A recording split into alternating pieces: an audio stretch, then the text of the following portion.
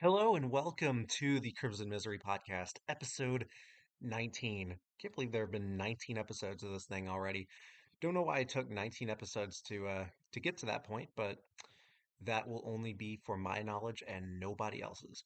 So, if you are listening on Spotify, Apple, or wherever you get your podcasts, consider rating the show 5 stars. And if you are listening on YouTube, like, subscribe, comment down below if you will. And we've got quite a bit to get into. I know last episode's was a bit long. The last episode's content was a bit long, and I don't know if it'll be this long for this episode, but we shall see. Didn't get quite started in time on the college basketball action today. I was watching the UK version of The Traders with my aunt. Very good stuff, and I gotta say, the UK version with Claudia Winkleman, very good.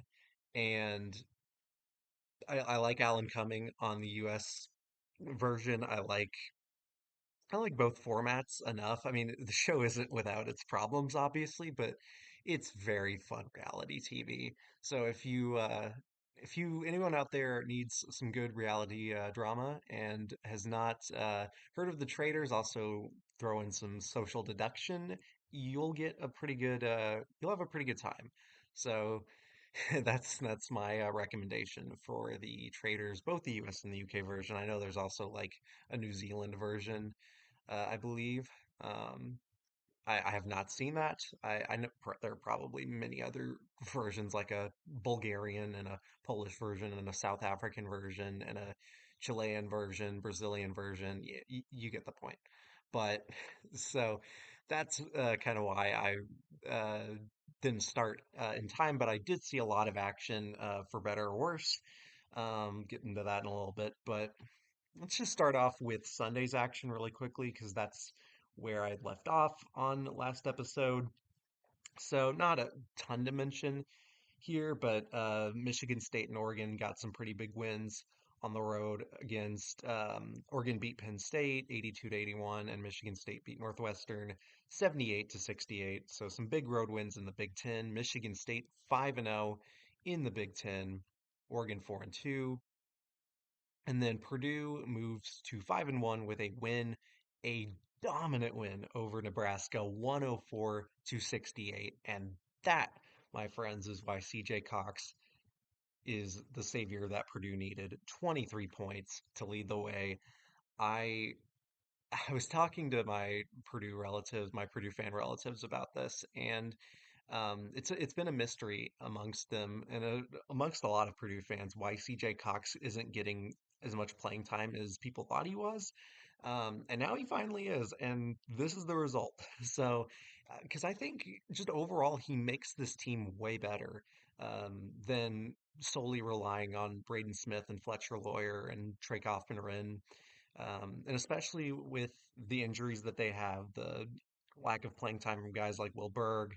I think he got hurt as well. Obviously, you have Daniel Jacobson with his season-ending injury. But yeah, this is why you play CJ Cox, and so I'm very much looking forward to see where this ends up going for Purdue.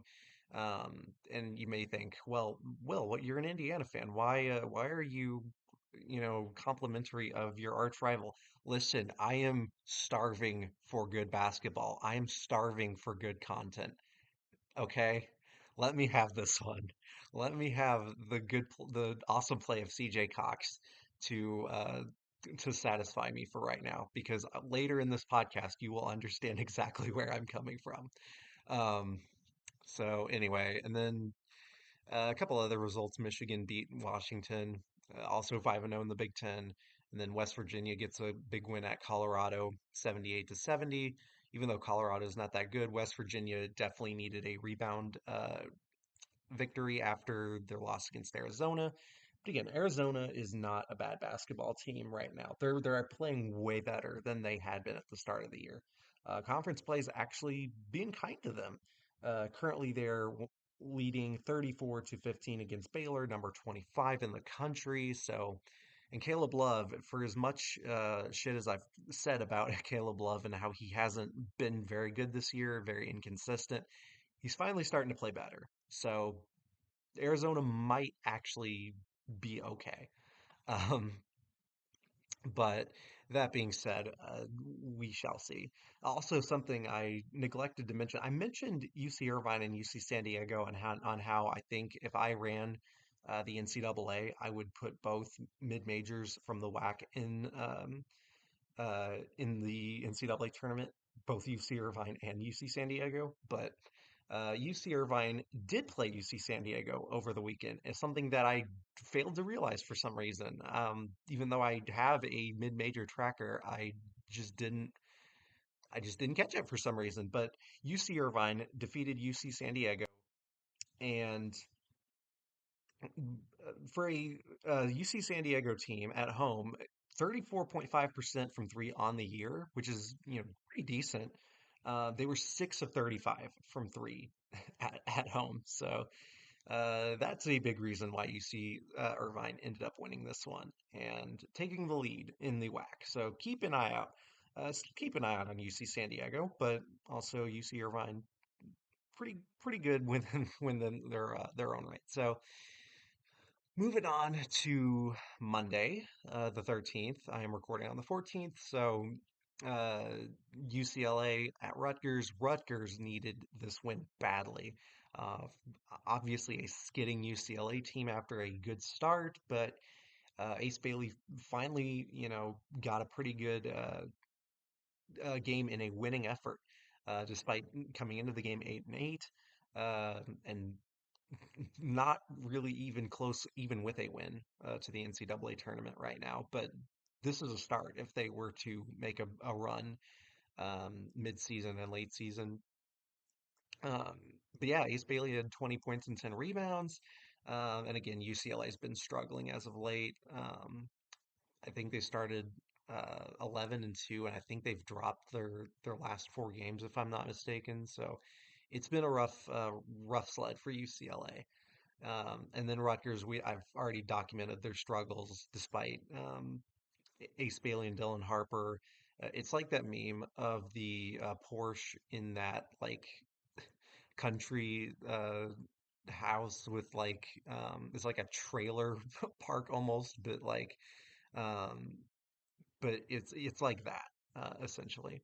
So, but Rutgers did end up getting the win here. So, but again, UCLA has not been very good as of late. So, Rutgers is really going to need to step it up with better competition looming.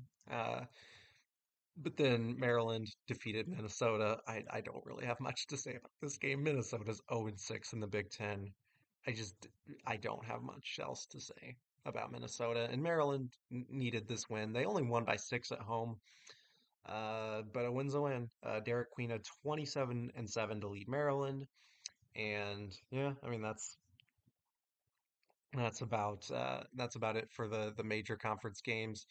Um, I'm not even mentioning the ACC and major conference games anymore because again, I don't want to talk about this conference anymore. Like, why would I want to talk about Notre Dame beating Boston College when both teams are hovering around 500 and Notre Dame's 2-4 in the ACC? Boston College is 1-5. Why would I want to talk about that? Um, I do have some other mid-major games to note. Norfolk State in the MEAC. I talked about them being 3-0. They lost on the road at Morgan State. Um, so bit of a surprise mini upset in the MEAC. Norfolk State needs to win games like these, but alas, did not happen. Texas A&M Corpus Christi is now 5-1 in the Southland after defeating fellow rival and fellow 4-1 team Northwestern State. They're now 4-2. Um, so Texas A&M Corpus Christi takes the lead in the Southland Conference, 73 to 64. Um, I mean, again, teams like this need to win games at home that they're supposed to win, especially against teams that are threatening their lead on the conference. So Isaac Williams led the team with 19 points. Gary Clark had 18 to lead Texas A&M. Corpus Christi. I'll talk about Texas A&M a little bit here in a moment, but and then McNeese defeated Houston Christian 75 to 59. McNeese is now 12-5 overall and 6-0 in the Southland. So no, actually no, McNeese is leading the Southland Conference. Um, Texas A&M Corpus Christi is second. So definitely a race to watch out for. Um, I forgot McNeese. I thought McNeese was in the Ohio Valley for some reason. Huh. Okay. Well, anyway, so McNeese is leading the Southland, and then Texas A&M Corpus Christi, and then Northwestern State. So definitely, uh, definitely a conference race to watch out for moving forward. So, and then Elon, not Elon Musk, obviously, because we don't talk about Elon Musk on this program. But Elon, the college, defeated Campbell 81 to 68. Elon is now 12-5 and 3-1 in the is it still the Colonial Athletic Association, or is it like the Coastal Athletic whatever? Um, that's something I should definitely know because I had just done a conference rundown, but uh, oh yeah, Coastal Athletic Association. So it used to be the Colonial Athletic. William and Mary are still leading that conference, but Elon got a big win earlier, so they are keeping pace in that conference. Howard is 3-0 in the MEAC. They defeated Coppin State on Monday. And then let's move to today. Um, a lot to talk about today. Even though technically we are 3 minutes to midnight as I'm recording this. So, anyway, I see a game at the top of my list that I really do not want to talk about, but I will at some point. Instead, I will talk about other games that are happening. So, I guess to rub it in on Iowa and their dominant win over Indiana on Saturday. They are getting blown out at USC currently. Uh, what a surprise! What a surprise! I don't even want to talk about Iowa right now. I don't really want to talk about much about the Big Ten um, because Indiana's made me so miserable. But uh, regardless, I will talk about this. So yeah. Um, Getting into the SEC action, we also have some MACtion to talk about in a little bit, so I will definitely get to that. Um, but first and foremost, Auburn in their first game without Janai Broom, they're all everything forward, defeated Mississippi State by 22 points, 88 to 66 at home. Their first game is number one as well, and really balanced attack from Auburn. So all but one starter, and Cardwell had 9 points. So they almost had every starter in double figures.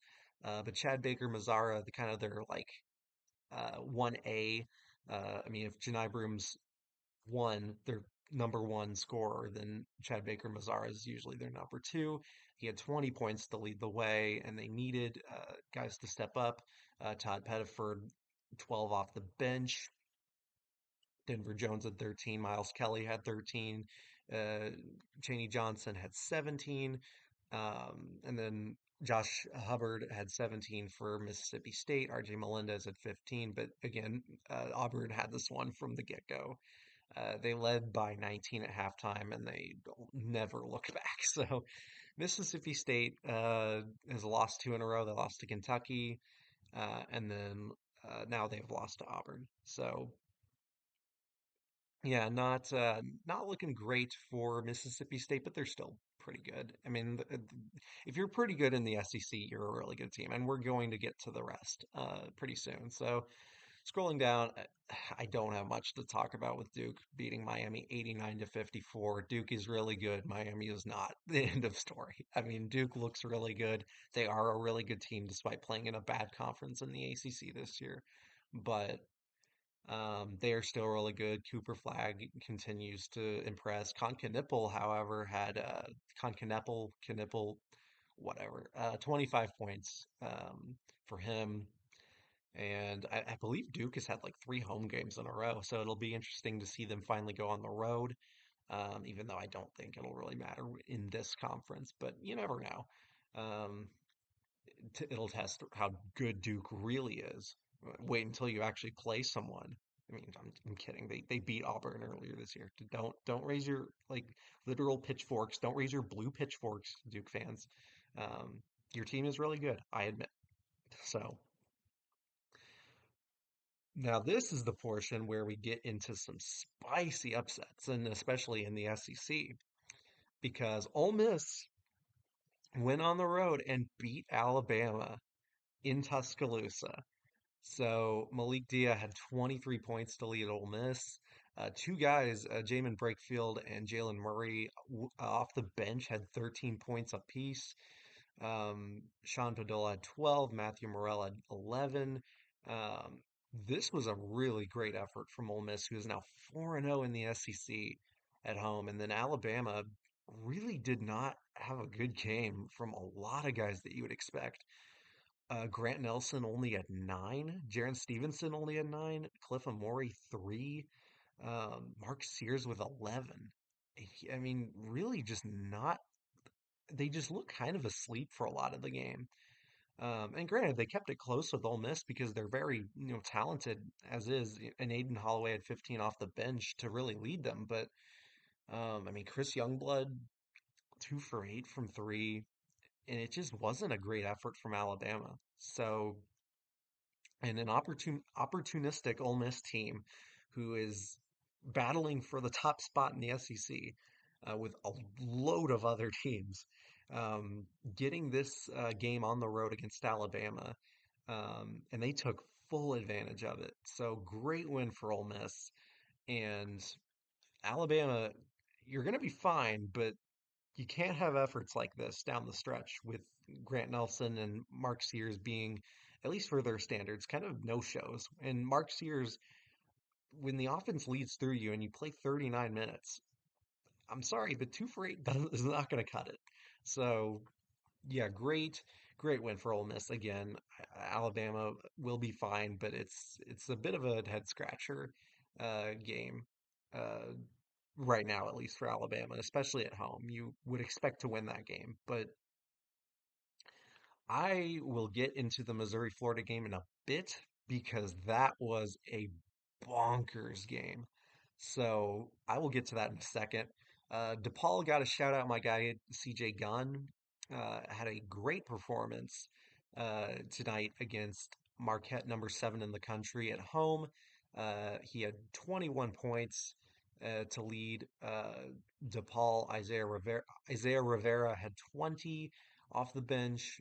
A lot of players with double figures for DePaul, who, despite being 9-9 and 0-7 in the Big East, um, they this team does have talent, but they just haven't been able to put it together for under Chris Holtman. So I was really looking forward to DePaul like being pretty good, or at least not, in the basement. But unfortunately, at 0-7, that kind of looks like they're heading that way. And it's tough when David Joplin also drops 30 points on you. And then Cam Jones 18, despite going 1 for 10 from three. David Joplin went 7 of 13. Ben Gold had 14, 4 for 7 from three. Marquette went 13 of 37, and DePaul went 12 of 32. So a lot of threes are taken this game. A very nice number of 69 total free throw attempts. So nice. Um, but Marquette moves to 6-0 in the Big East. Um, they're all alone for first right now. I mean, UConn and St. John's are right behind them. And UConn is probably still my personal pick to win the Big East, but Marquette is still having a really good year, and it shows that the last couple years were not fluke years under Shaka Smart. So, very much looking forward to see how that race ends up going. Oh yeah, VCU, despite St. Louis being in first in the A10, VCU ends up defeating them handily, 78 to 62, despite the best efforts of my favorite basketball player ever, Robbie Avila, having 18 points, 8 rebounds.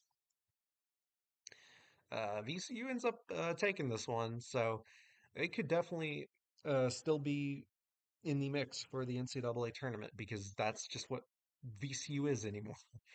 These last 15 years, speaking of Shaka Smart, when they made the Final Four, and um, they've just been consistent ever since then, even though they haven't been to a Final Four since, they've just always been in the tournament. So, uh, congrats on the win for um, the Rams of Virginia Commonwealth. And let's get into some action really quickly. We had a lot of MAC games uh, to cover. So Kent State, despite being favorites at home against Western Michigan, end up losing 94 to 83. So that was a bit of a surprise. I was expecting Kent State to pull this one off, but they did not. Um, Jalen Sullinger had 32 points, but it was not enough.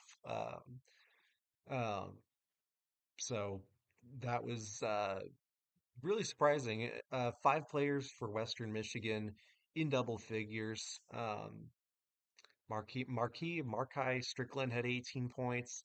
So shout out Western Michigan for their first conference win against a Kent State team that is trying to be in contention for the MAC this season. But speaking of which, Miami of Ohio still uh, doing pretty well, 84 to 69. I mentioned them last podcast as a team to watch out for. Um, and they've been pretty good. Even though Cam Kraft only had 3 points this game, they a lot of other players stepped up. Makai Cooper had 11, Ian Elmer had 13, Peter Suter had 15, Brant Byers had 17. So keep an eye out for Miami of Ohio going on the road, beating Northern Illinois. Northern Illinois only lost because they weren't playing Notre Dame, by the way. Um, I kid. I kid. They're in the college football playoff title game. Okay. So anyway, in the battle of the directional Michigans, Central Michigan defeats Eastern Michigan 82 to 63. Anthony Pritchard led the way with 22, and I don't know how to pronounce this thing. Uh, Eug Eugenius Yarusev. It's- um, sure.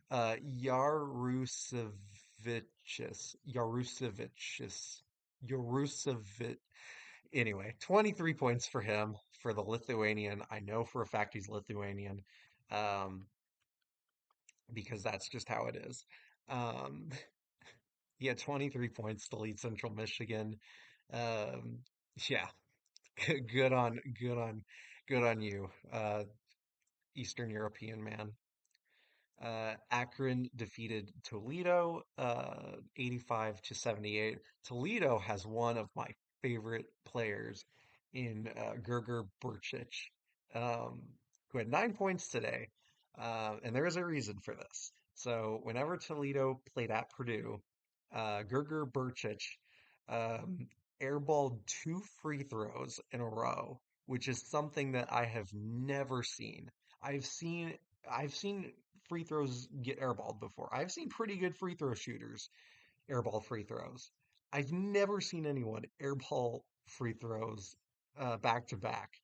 Um, and he went 3 for 4 today, so good for him. He must have really worked on it after that game. But Isaiah Adams led with 17. Nate Johnson for Akron led all scorers with 28. So Akron is 4-0 now. This was a battle of undefeated teams in the MAC.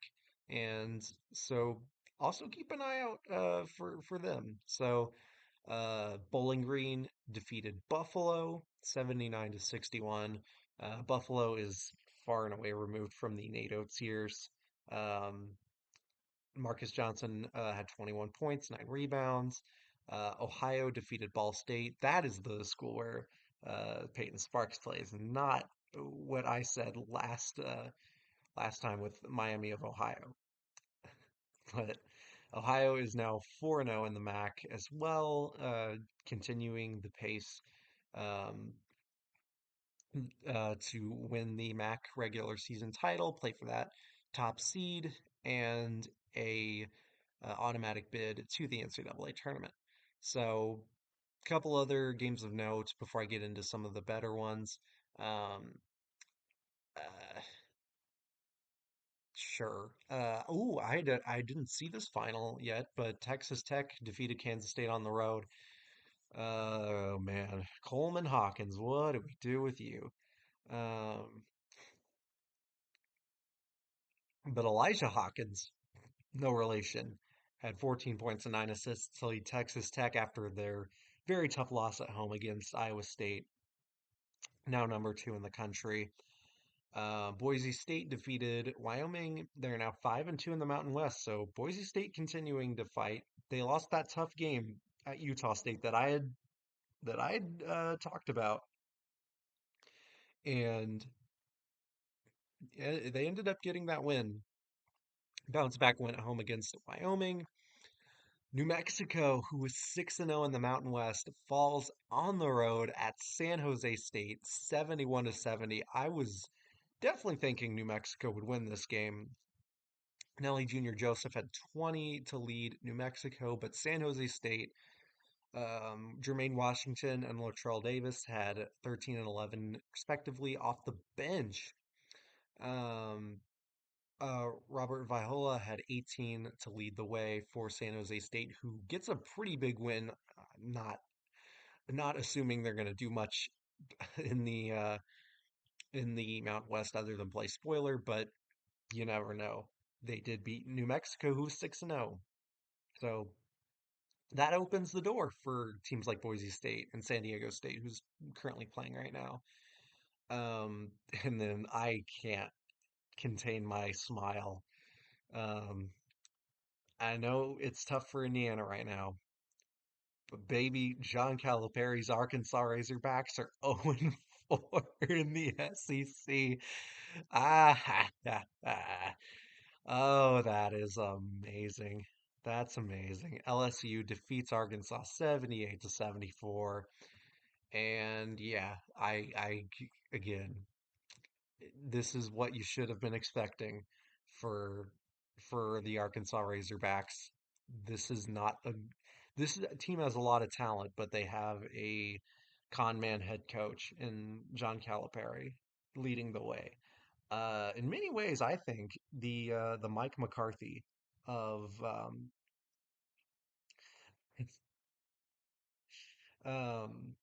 of college basketball. So I'm just saying that's currently what it is right now.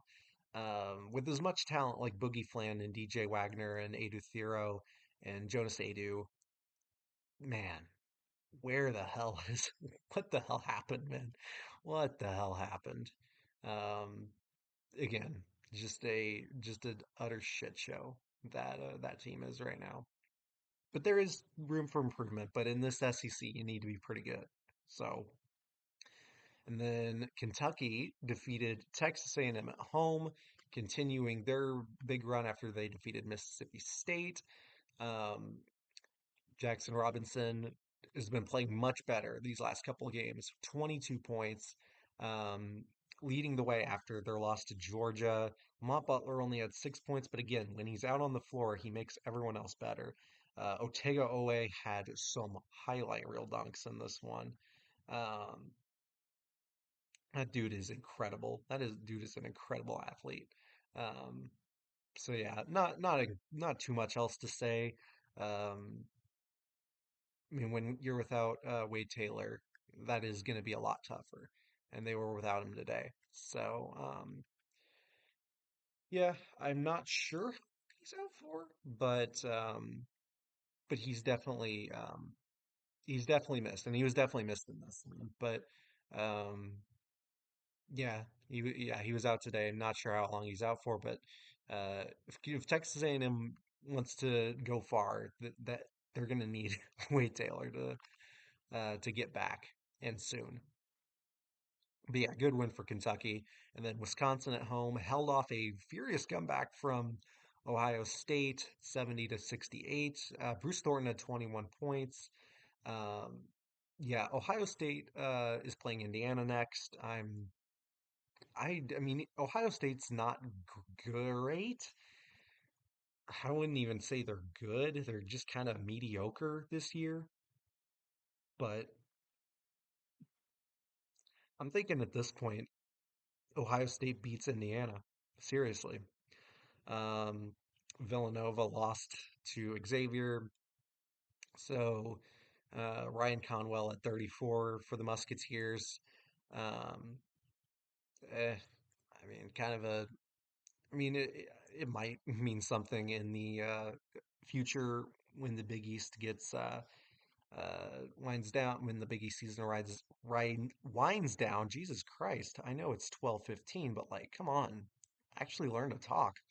But I just don't have much to say about this matchup. Again, poor Eric Dixon for having to be on this 11-7 Villanova team. But um, so yeah, this game. Oh my God, Missouri Florida. Wow. Missouri won 83 to 82, and I gotta say that final score is a bit misleading because to start off, it shouldn't be 83 to 82. It should be technically this game should have gone to overtime actually because the referees failed to look at the one thing they didn't end up reviewing, and they reviewed a lot. Pat Adams reviewed a lot this game, but whenever Caleb Grill hit one of his six three-pointers, he had six threes today, led the Missouri Tigers with 22 points. Um, his foot was on the line, pretty clearly on the line. So Missouri should have. I mean, Florida hit like at that point was an inconsequential three-pointer with like zero point 0.1 left, but like, was it? Because I think Florida may have gotten screwed out of this one. And I say that with ref ball coming in pretty hot by ejecting Tony Perkins, the Iowa transfer who hit, I believe it was it Will Richard or was it Elijah Martin? He hit someone in the groin. I thought it was pretty incidental at that point, but they obviously, when you're looking at a flagrant two, you have to look at groin shots. So I understand the call for flagrant two. I thought it was just going to be a flagrant one, but it was not. So, and it was very painful. Definitely saw that. And then there was a hook and hold on Caleb Grill that was called at one point. Again, there were just so many reviews in this game. I thought this game was going to midnight, even without overtime. But again, the one thing they didn't look at was was Caleb Grill's foot possibly being on the line because it was on the line. So they missed that one, oddly enough. But again, shout out my guy Tamar Bates, former IU player who had 10 points. Mark Mitchell, Duke transfer at 15. Anthony Robinson the second at 12. This Missouri team's pretty deep. And I on Twitter I was talking with Roto Pat Doherty on who does great work with NBC and Roto World Sports. He he was basically talking with me about this Missouri team is reminds reminding a lot of the 2011-12 Missouri squad that had won 30 games, won the Big 12 tournament, but lost to Norfolk State in that one of the biggest upsets in NCAA tournament history at that even at that time was and still remains to be a pretty big upset in general. A couple of games have eclipsed it, obviously, but two over 15s don't happen very often. So, and this was one of the bigger ones, even still to this day. Um, but this team is a lot deeper than that one, and I think Dennis Gates is a better head coach than Frank Haith. So, um, and again, Missouri, despite being unranked, is 14-3 and 3-1 in the SEC, and just beat. They This is their second win over a top five team. They've already beaten Kansas, then ranked number one, and then went on the road and beat number five Florida. So great win for Missouri. Very fun team to watch. Despite Walter Clayton having 28 points, Will Richard at 12, Elijah Martin at 14. Um a lot of fouls called too in this one. There were 60 total free throw attempts in this game. A lot of free throw misses. Walter Clayton, despite being like a really good free throw shooter, uh, when at one point he was fouled on a 3-point attempt, and if he made all three, he would have cut the deficit to, I think it was two at that point, and he missed two of three free throws, so that really opened the door up. And also, I mean, despite saying that like they should have probably gone back and looked at that Caleb Grill three that his foot was on the line. Florida also gave away quite a lot of opportunities, and Missouri took a 50-34 lead at halftime. Florida was throwing the ball away quite a bit in both halves in this one, kind of out of control. And Missouri kind of forces you to speed up a little bit, and then their defense is while it's not like anything spectacular, they still force tough shots, despite being playing at a faster pace. So very physical Missouri team, and this is a team to watch out for in the SEC. Getting a win at Florida when they already knocked off Tennessee, number one at that point, by 30 points, and then losing at home to Missouri is quite interesting. So, um, yeah, congratulations on Missouri getting the big win on the road. Um, Definitely something to watch out for in the SEC there. And then I guess I will end the episode there. I don't think I have anything more to talk about. Oh yeah, TCU women's has won nine in a row. Um,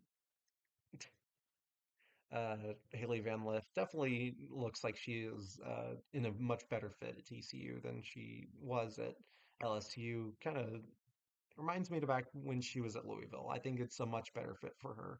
And then LSU on Monday survived Vanderbilt. Shea Ralph's team had a pretty good shot to win this one, but um, unfortunately for them, LSU is just a little bit more talented. Um, Anissa Morrow had 23, Floje Johnson 25, Michaela Williams at 20. So when you have a three-headed monster like that, that's pretty hard to beat on most nights. So Camille Pierre had 28 for Vanderbilt, who's 14-4 this year, so they're not bad. But like, and Ayana Moore had 23. So Vanderbilt's not a bad basketball team. They definitely gave LSU a pretty good shot, who has now won back-to-back games by pretty slim margins. Um, and then Baylor upset Utah, 23rd in the country. And then Houston, who's only 5-12, defeated Oklahoma State, number 24 in the country. So a couple big upsets in the Big 12. And then Maryland beat Minnesota 99-92. No overtime was needed. Um, uh, yeah, so after losing the game against USC at home, they bounced back nicely against Minnesota. Cheyenne Sellers had 27 for Maryland to lead the way. And then four players for Minnesota were in double figures. So definitely good to see Maryland bounce back and win that one. Um, just stalling right now, so I don't have to talk about a particular game. Um, so the women's slate definitely picks up. UCLA's in action. UConn's in action. They play at St. John's. No, on Thursday it's getting really good. Georgia Tech Notre Dame is a game I'm circling on my calendar. And then South Carolina goes on the road and plays Alabama. Texas goes on the road, plays Auburn. Oklahoma is at home against Missouri. Tennessee's at home against Mississippi State. North Carolina takes that very good defense on the road to SMU. Cal and Duke, 18 versus 16 on the ACC network. And then on Peacock, Ohio State goes on the road. Very underappreciated Ohio State team, by the way, goes on the road against Wisconsin. So it picks up there, definitely. And then on the men's side, looking forward to especially the Kansas and Iowa State matchup tomorrow, technically today, on Wednesday, the 15th, 2025. Just want to make sure I have that correct. And yeah, so I'm just staring at this. Why don't we talk about the NFL playoffs for a little bit, actually? Why don't we talk a little bit about the NFL playoffs so I don't have to talk about this game? So, this was a pretty bad weekend overall. Aside from the Commanders Bucks game on Sunday night, it was definitely very similar vibes to the opening round of the college football playoff. A lot of people were making that comparison. Nicole Auerbach, who's one of my favorite reporters, uh, college football, college basketball, she's amazing. And she kept making the joke of whenever a team got blown out this weekend, they were like, "Well, why did the committee put the Steelers in? Why did the committee put the Vikings in? Why did the committee put the um, the Chargers in?" Just kept repeating that. But a lot of really bad games out there, and a lot of bad quarterback play, especially from Justin Herbert um, for the Chargers, who did not have a good game against Houston. That was a really tough one to watch. And then Baltimore got the win on against their rivals, the Pittsburgh Steelers. My dad is a Steelers fan, and that game was not very fun for him to watch, I'm sure. I'm not sure if my stepbrother's still a Ravens fan, but that was a long running joke in my family. So uh, good job on the Ravens defeating the Steelers, I guess. We'll see what ends up happening, especially with Mike Tomlin. Uncertain future. Uh, Quite a few teams looking for head coaches. Mike McCarthy was fired by the Cowboys, or I guess they parted ways, despite the Cowboys not allowing McCarthy to interview for the Bears job, which is definitely not good behavior for any organization, but I wouldn't expect anything more from Jerry Jones. So yeah, and then gosh, I'm like blanking on teams right now. Um, so the Packers lost to the Eagles. The Eagles looked fine. I mean, Jordan Love also made quite a few mistakes. So the Eagles will play the Rams, I believe, next weekend, and then the Lions off their bye week will play the Commanders for the division. I I just assume it's probably going to be Lions Eagles for the NFC Championship. And then Kansas City will play Houston. I mean, I just don't think Houston's going to really do all that much, but uh, yeah, I mean, especially against Kansas City. But you never know. It would be a great upset though if Houston could end up pulling it off against Kansas City. Um, but I just don't think that's going to happen. And then um, you have Buffalo and Baltimore. That's going to be a game that everyone should watch.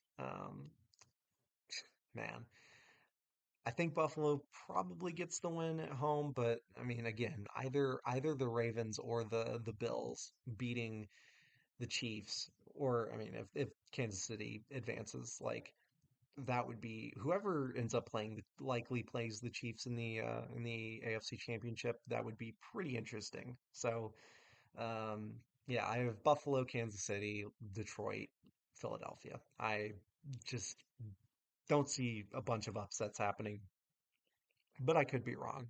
So it just feels like um, not a whole lot of movement. A lot of chalk games, I think, uh, are going to be the case. If I were to pick an upset, I would go with the Rams over the Eagles. That would be the game I would say is the most likely for an upset. I haven't always been impressed with Philadelphia this year. I know they played pretty well against Green Bay, but LA looked pretty good destroying the Minnesota Vikings at home. And by the way, what was that like punt in the fourth quarter when it was a three-score game and Kevin O'Connell like showed really no urgency to get Minnesota going. And I know it was fourth and 21 at midfield, but like, dude, you got to take a shot at some point. And I mean, they just kind of rolled over and died after going 14 and 2, losing to Detroit in the regular season finale, ending at 14-3, and then losing in the wild card round against LA. It's weird how LA and uh, yeah, LA and Detroit gave them all of their losses this year. Yeah. Both so Detroit gave them two losses in the regular season, and then LA beat them in the first matchup in the regular season, and then they beat them again. So it's kind of funny how um, Minnesota lost to two teams all year and are gone. So God, that organization's been through hell. If you want to know more about the Vikings and the weird franchise history, Secret Base has a great mini series on YouTube entitled Dorktown with John Boyes and Alex Rubenstein. Uh, they have a great history of the Minnesota Vikings series, and it goes through throughout their history with guys like Bud Grant, head coaches, and then Fran Tarkenton at quarterback, all the way to the Randy Moss days. Before that, it was like the Herschel Walker trade um, with the Cowboys, and then to modern day. So I believe actually up until the 2022 season, I want to say, because I think the series came out just before the 23 season. But I mean, it gives you a great feel for where the Minnesota Vikings were what their history has been like. A lot of interesting stories. So they also have a series on the Atlanta Falcons and the Seattle Mariners, I believe. So, yeah, great stuff. I love Dork Down. I love Secret Base. Um, yeah, the SB Nation, formerly. But yeah, this NFL playoff should be quite interesting. I'll make my Super Bowl like AFC NFC championship predictions once those rounds are set. Um, okay. I've put this game off long enough. I've put off talking about um uh, God, do I really want I want to end the recording. I really want to end the recording, but I won't. I won't. Um Illinois, number 19 in the country, went on the road and destroyed my beloved Indiana Hoosiers 94 to 69. I'm not even gonna make a pun on that one or whatever. Illinois led 60 to 32 at halftime. I didn't catch the start of this game, but I watched like from like the just after the 10-minute mark where they were already getting slaughtered, and then it got worse, and then it got worse, and then it got worse. I mean, what God. Hey, the good news though, um, IU defeated Illinois in the second half. It doesn't count for a win, but there's that. Jesus Christ. I mean, this is an Illinois team that was coming off a loss at home against UNLV. Jesus. USC.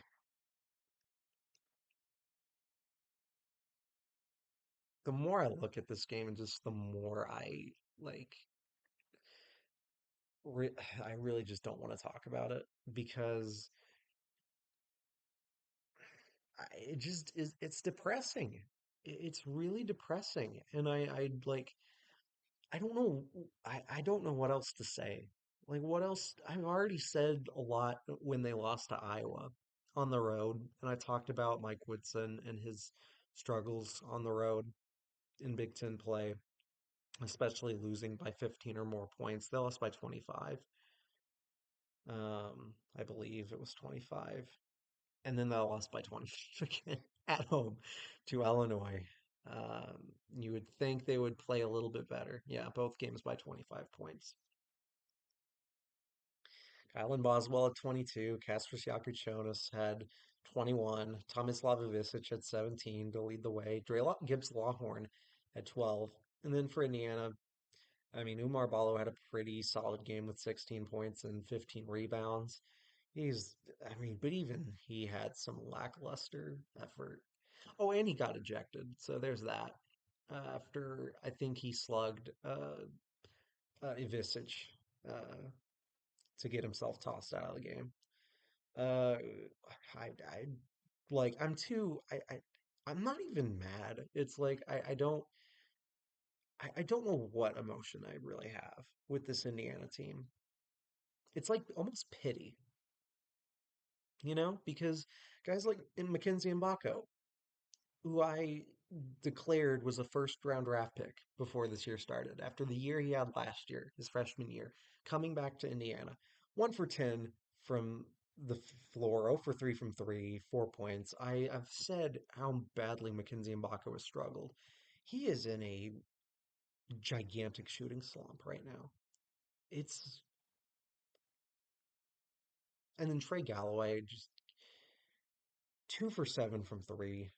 What are we doing? He airballed a wide open 3-pointer at one point, and my I don't know if I've face bombed quite as hard as I did when that happened. I mean, the closest Indiana got in the second half was like 16 points, and that was after Trey White got that technical foul, which I think was kind of a bullshit technical foul. But and Miles Rice made the free throws, got it to like 16, but then Galloway missed a three, and it was like, yeah, that's basically it. Um, I mean, what else do you really say? Um, I will give this list out though. Ryan Kraza, who is the co-founder of Inside the Hall on Twitter, um, posted this, and I'll read it verbatim. But check out Inside the Hall. Make sure you give them some love if you're an IU fan, um, along with Alex Bozich. A lot of student reporters at Indiana have worked for that and have interned there, so they do great work. One of the best publications that Indiana and Indiana affiliated media has had over the years. Um, yeah, but yeah, with the column they do after every game, the minute after, um, the biggest part of this article, and Ryan Carrazza posted this on his Twitter account. Uh, Verbatim, it says, "Let us count the ways this game was a dumpster fire for the Hoosiers." Students chanted, "Fire Woodson, fire Mike Woodson." And at this point, I am about ready to pull the plug. I think I am ready to pull the plug, honestly, if this is the way this team's gonna show up. Again, at this point, I don't even know if they beat Ohio State. I'm that down on this team. And like again, I'm kind of running out of things to say about the Hoosiers with Mike Woodson, but and I just sound like a broken record. But man, he's in year four, and this is the same shit he's been doing, and the same shit his teams have been doing since his first year in 21, 22. So the fans booed the entire time. The fans left during halftime. More filed out as the second half wore along. The Hoosiers trailed by 28 at halftime. The Illini hung 60 points and 1.53 points per possession on them over the first 20 minutes of action. Something I do want to add to that, though, Illinois hung 60 points on one other opponent this season at the half, and that was Chicago State, who has one win on the season. So the Hoosiers are in great company, actually, if you look at it that way. Um, Jesus Christ. All right. So, according to ESPN Stats and Info, that 28-point deficit at halftime is Indiana's largest at home in the last 25 seasons. So, that we are talking about the tail end of the Bob Knight era. Oh man. So I've already mentioned Umar Ballo got ejected for his altercation with Thomas Lavovicic, and there were like 2 minutes left. So the game was already in hand, but Indiana missed its first.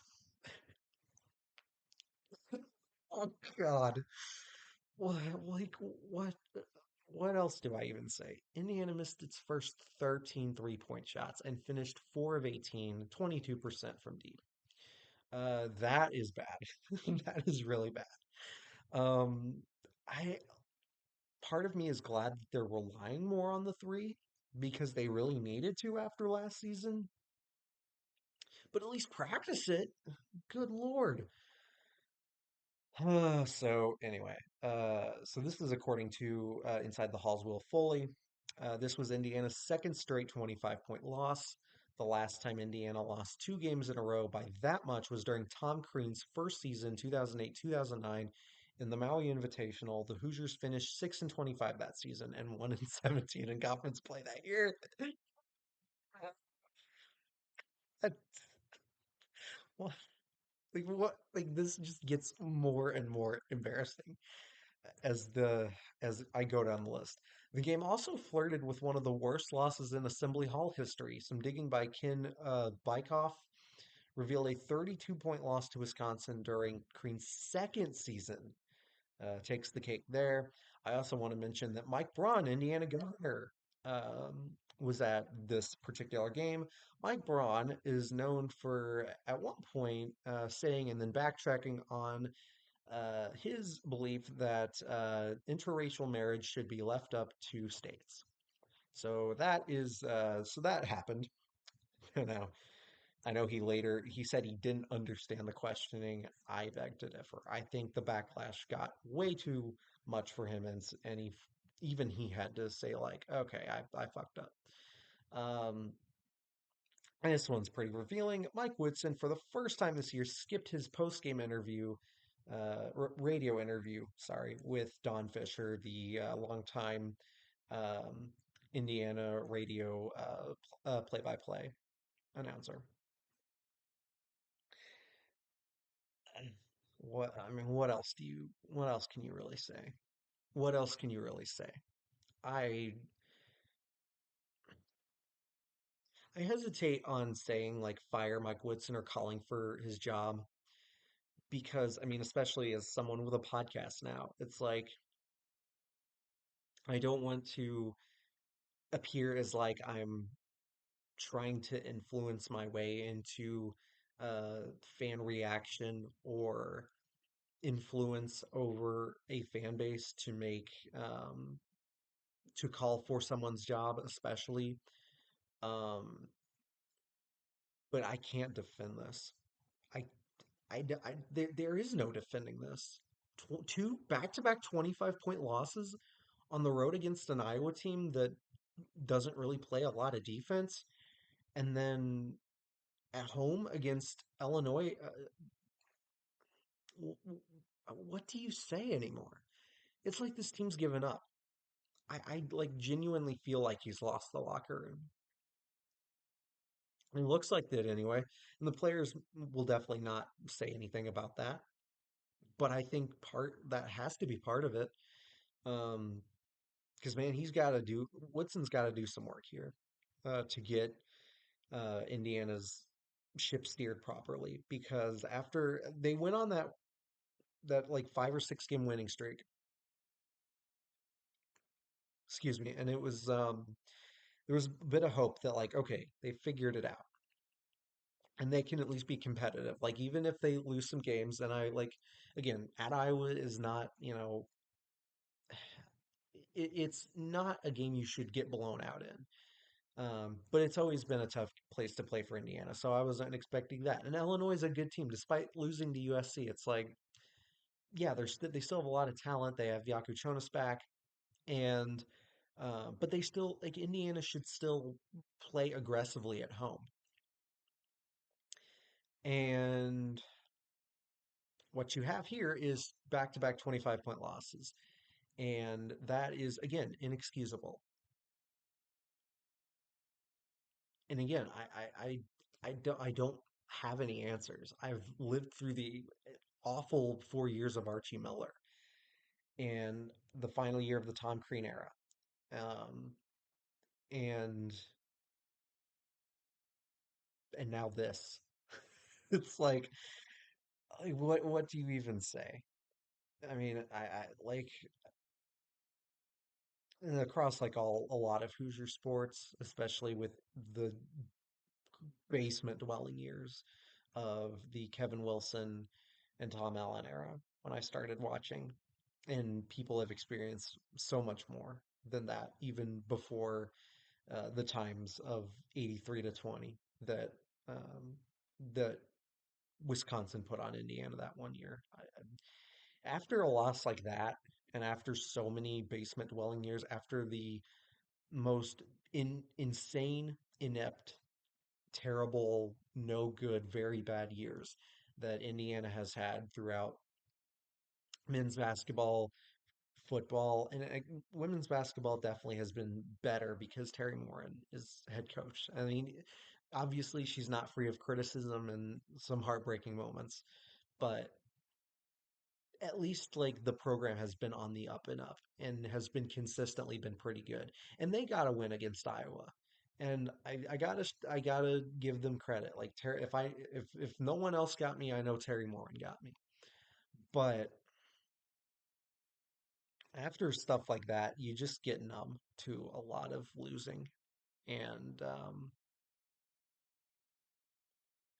you just don't really know what to say, and you don't really have any simple answers. Um, Saying Firewoodson, chanting Firewoodson, and booing and on all that, it only does so much. I mean, yeah, I mean it's tough. It's really tough. Um, I'll continue to root the team on the rest of the way because you know, it's what you have to try to do. Again, as the Cardinals, as the St. Louis Cardinals have been pretty bad. It's been easier for me to distract myself because you sort of just know, like, yeah, this is completely hopeless and all that. And it's going to be hopeless again this season, more than likely. But I don't know, with this Hoosier team, it just feels different because there was legitimate hope and a ranking to go along with it, and it's completely being thrown down the drain. Yeah, I mean, I really don't know what else to say. So anyway, I will be back to break down some more action. Probably do a little more non-sports based episodes. Maybe talk about politics, music, video games. If you want me to talk about that. I mean, I'm not the biggest gamer ever, but I can still hold a conversation at least for some of the games. Arizona's still beating Baylor 65 to 49. That looks pretty much in hand with 5 minutes to go. So Arizona really getting back on track. Uh, yeah, just tying up any loose ends there. And yeah, that's about all I have. Very, very sour ending, but tis what it is at this point. And yeah. Anyway, with that being said, thanks again so much for listening. Uh, if you enjoyed the podcast, tell your friends about it, share around. Again, rate the show 5 stars, like, comment, subscribe on YouTube, and I will see you all next time. Not sure when it'll be just yet, but um, hopefully soon. Hopefully soon. All right, take care, everyone. Bye bye.